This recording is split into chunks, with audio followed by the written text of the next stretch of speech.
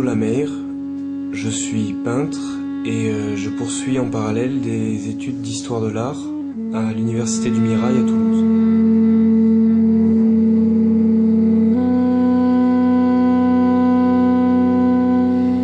Actuellement, je termine une maîtrise et je prépare une thèse sur les rapports entre l'histoire et comment elle est montrée dans la peinture actuelle.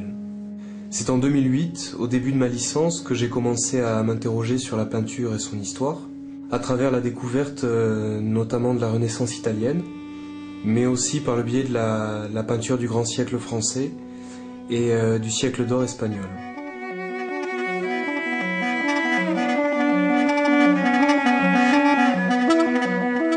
Mes premiers chocs furent provoqués par des artistes comme Giorgione, Antonello de Messine et surtout Giovanni Bellini.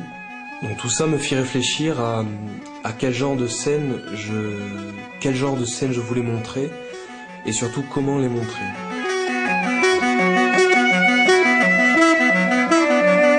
Donc j'ai alors arrêté de peindre à la manière des peintres modernes qui m'inspiraient à mes débuts et j'ai commencé à adopter petit à petit une manière de faire plus réaliste, voire plus naturaliste, des choses et des personnes.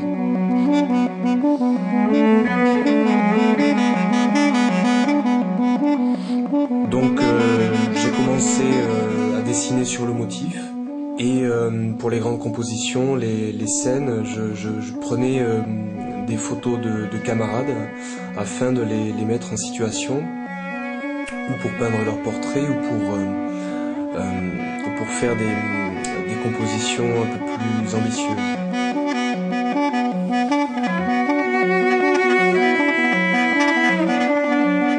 Et en parallèle de cet apprentissage, on va dire classique, ou plutôt cet apprentissage des humanités, pour reprendre un terme de la Renaissance, me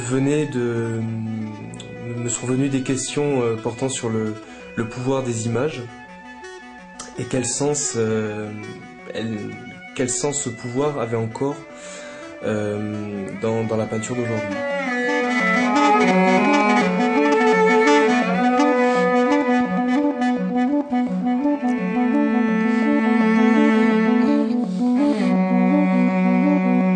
Et de ces questions sont nés presque tous mes tableaux, qui sont à la fois le fruit d'une réflexion esthétique, bien sûr, il y a le choix du sujet, la forme, etc., mais aussi une interrogation sur des notions un peu plus irrationnelles, sur la notion de sacré, voire même de transcendantal.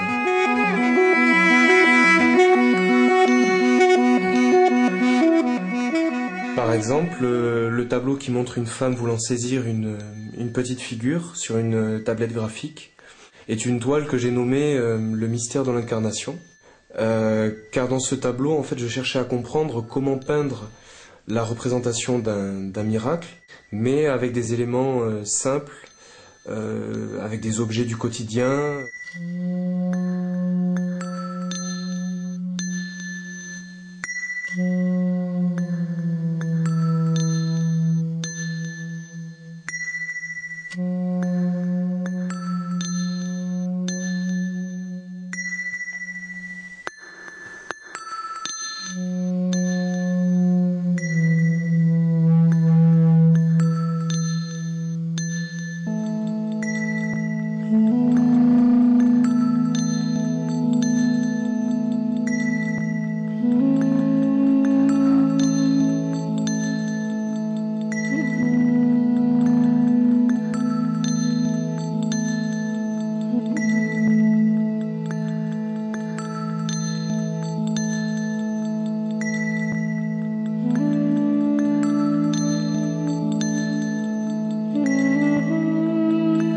En réalité, presque tous mes tableaux peuvent être le reflet de ces réflexions.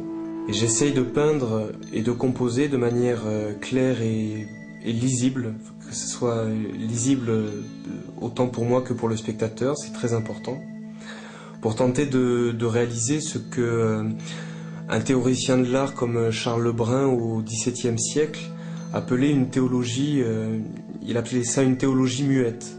en parlant des peintures de Nicolas Poussin. Et j'essaie de retrouver un peu ce langage-là.